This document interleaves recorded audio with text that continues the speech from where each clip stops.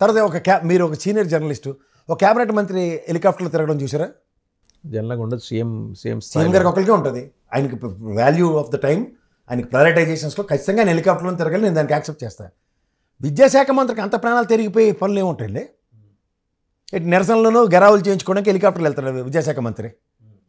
ఇప్పుడు 2వ హెలికాప్టర్ ఆంధ్రప్రదేశ్ రాష్ట్రంలో ఆయనకి తిరగడానికి ఇస్తారా? ఇది ఆల్రెడీ ఎగ్జిస్టింగ్. అది ఎగ్జిస్టింగ్ సీఎం గారు వాడుతుంది. అది ఆయనకి ఇస్తారని ఎందుకు అనుకుంటున్నారు మీరు? డిప్యూటీ సీఎం ఉన్నారు కదండి ఆయనకి లింగం నేను నడుస్తున్నారు సార్, మీరు టెన్షన్ పడకండి. ఎవరు ఏర్పాట్లు వాళ్ళకు ఉన్నాయి. ఇప్పుడు ఈ విషయం మాట్లాడదాం. క్యాబినెట్ మంత్రులకి హెలికాప్టర్లు ఉంటాయా?